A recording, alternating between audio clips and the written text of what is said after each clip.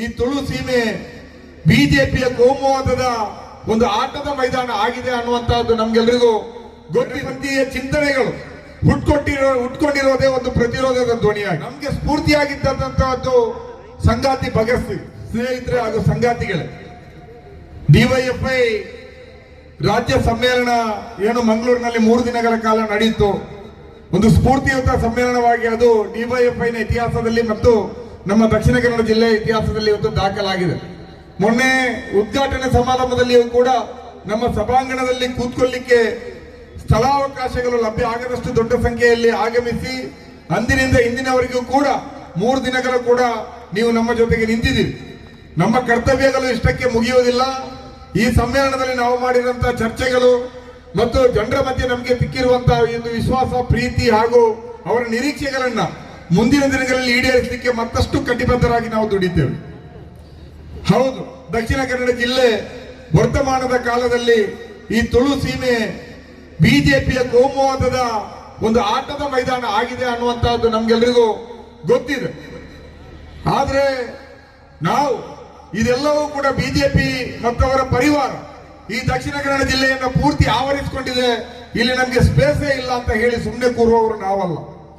ಎಡಪಂಥೀಯ ಚಿಂತನೆಗಳು ಹುಟ್ಕೊಂಡಿರೋದೇ ಒಂದು ಪ್ರತಿರೋಧದ ಧ್ವನಿಯಾಗಿ ನಾವು ಅದರಲ್ಲಿಯೂ ಕೂಡ ಡಿವೈಎಫ್ಐ ಭಾರತ ದೇಶದಲ್ಲಿ ಸ್ಥಾಪನೆ ಆಗುವಾಗ ನಮ್ಗೆ ಸ್ಫೂರ್ತಿಯಾಗಿದ್ದಂತಹದ್ದು ಸಂಗಾತಿ ಭಗತ್ ಸಿಂಗ್.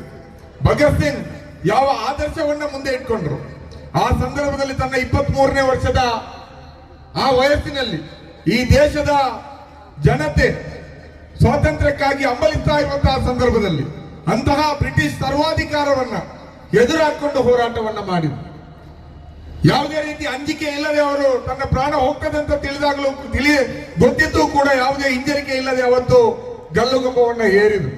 ಅಂತಹ ಒಬ್ಬ ಅಮರ ಕ್ರಾಂತಿಕಾರಿಯ ಸ್ಫೂರ್ತಿಯಿಂದ ಅವರ ಚಿಂತನೆಗಳಿಂದ ಪ್ರಭಾವಿತರಾದಂತಹ ಡಿವೈಎಫ್ಐ ಸಂಘಟನೆ ಹಾಗೂ ಅದರ ಸಂಗಾತಿಗಳು ಯಾವುದೇ ಕಾರಣಕ್ಕೂ ಕೂಡ ಇವತ್ತು ಹಿಂಜರಿಯುವಂತ ಪ್ರಶ್ನೆ ಇಲ್ಲದೆ ನಾವು ಈ ದೇಶದಲ್ಲಿ ಮಾತ್ರ ಅಲ್ಲ, ಕರ್ನಾಟಕ ರಾಜ್ಯದಲ್ಲಿ ಮಾತ್ರ ಅಲ್ಲ, ಸಂಘ ಪರಿವಾರದ ಪ್ರಯೋಗಶಾಲೆ ಆಗಿರುವಂತಹ ಈ ಕರಾವಳಿಯಲ್ಲಿ ಖಂಡಿತವಾಗಿ ನಾವು ಮುನ್ನಡಿತೀವಿ ಅನ್ನುವಂಥ ಮಾತನ್ನ ಈ ಸಂದರ್ಭದಲ್ಲಿ ಹೇಳಲಿಕ್ಕೆ ಬಯಸ್ತೀವಿ.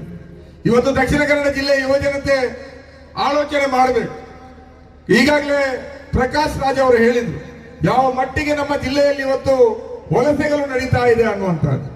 ದಕ್ಷಿಣ ಕನ್ನಡ ಜಿಲ್ಲೆಯಲ್ಲಿ ನಿಮ್ಗೆ ಗೊತ್ತಿರಬೇಕು, ಪ್ರತಿ ವರ್ಷ 40,000 ವಿದ್ಯಾರ್ಥಿಗಳು ವಿವಿಧ ಕಾಲೇಜುಗಳಲ್ಲಿ ಸರ್ಟಿಫಿಕೇಟ್ಗಳನ್ನು ಹಿಡಿದು ಅರ್ಹ ಉದ್ಯೋಗಾಕಾಂಕ್ಷಿಗಳಾಗಿ ಇವತ್ತು ಹೊರಗಡೆ ಬರ್ತಾ ಇದ್ದಾರೆ.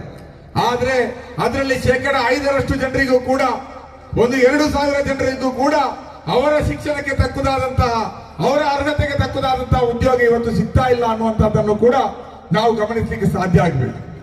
ಬಾಕಿಯ ಯುವಜನರು ಯಾವುದೋ ಪೆಟ್ರೋಲ್ ಪಂಪ್ಗಳಲ್ಲಿ, ಯಾವುದೋ ಹೋಟೆಲ್ಗಳಲ್ಲಿ ರೂಮ್ ಬಾಯ್ಗಳಾಗಿ, ಇನ್ನು ಯಾವುದೋ ಖಾಸಗಿ ಮೆಡಿಕಲ್ ಕಾಲೇಜು, ಖಾಸಗಿ ಆಸ್ಪತ್ರೆಗಳು, ಖಾಸಗಿ ಹೋಟೆಲ್ಗಳಲ್ಲೋ ಇವತ್ತು ಗುತ್ತಿಗೆ ಆಧಾರದಲ್ಲಿ ಅತ್ಯಂತ ನಿಕೃಷ್ಟವಾದಂತಹ ವೇತನಕ್ಕೆ ದುಡಿಯುವಂತಹ ಒಂದು ಸಂದರ್ಭ ಸೃಷ್ಟಿಯಾಗಿದೆ.